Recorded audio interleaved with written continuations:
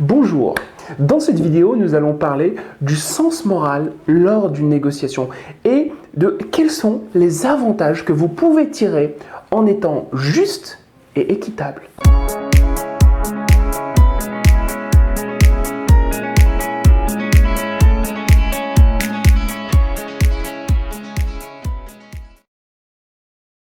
Bien évidemment, lors d'une négociation, vous êtes censé mettre tout en œuvre pour défendre vos intérêts.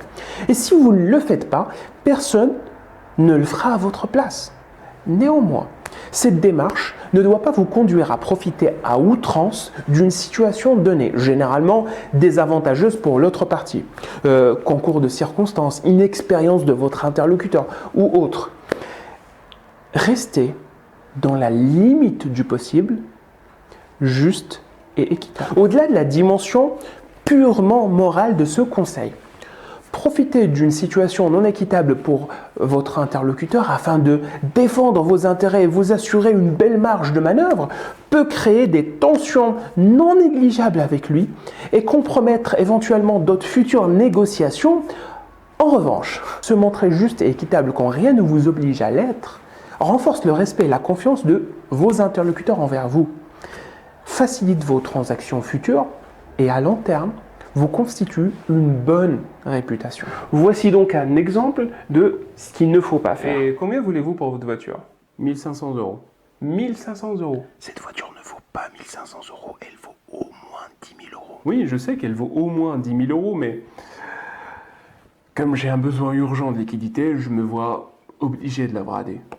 Waouh, c'est l'affaire du siècle. Je vous en propose 1000 €. Quoi? Vous exagérez, elle vaut au moins 10 fois plus.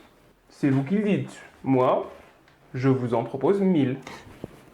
Vous profitez de ma situation. Oui, je profite de la situation. Une occasion pareille, ça risque pas de se représenter. Écoutez, monsieur Bernard, moi je suis là pour acheter une voiture. Je ne veux pas me paraître impoli, mais nous avons tous des problèmes. C'est la vie. Alors, vous les prenez mes 1000 €? 1400 On €. ne va pas jouer au marchand de tapis, monsieur Bernard. 1200 €, c'est mon dernier prix.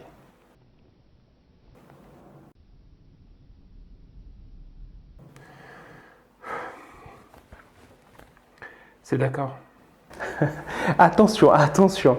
Quand je dis rester juste et équitable, cela ne veut pas dire faire preuve d'une bonté extrême en se concentrant sur les intérêts de l'autre ou de votre interlocuteur et oublier les vôtres. Non, non, non, non, c'est pas ça.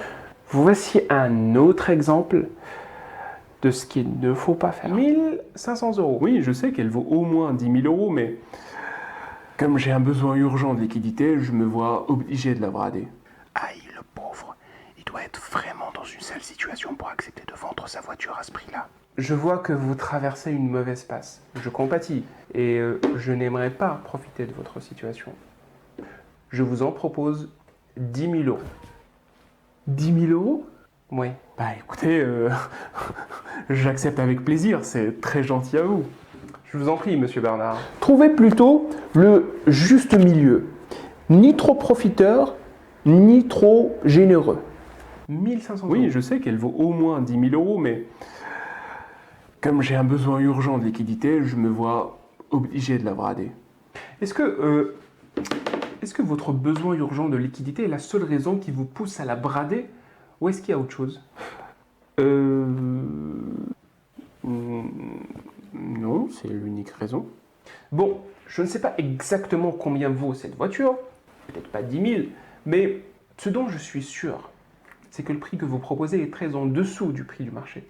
Et comme je veux faire une transaction équitable pour nous deux, voilà ce que je vous propose. Je ferai venir un ami mécanicien, expert dans son domaine, pour qu'il l'examine et qu'il me donne son avis et son estimation du prix réel. Et sur la base de ces estimations, nous pourrions commencer notre négociation. Qu'en dites-vous? Je suis d'accord. C'est tout pour cette vidéo. Merci de l'avoir suivi et j'espère que vous l'avez trouvée pertinente. Si tel est le cas, n'hésitez pas à la mettre en pratique. Si vous avez des questions ou des commentaires, n'hésitez pas à me les laisser. Et d'ici là, je vous dis à très bientôt pour une nouvelle vidéo.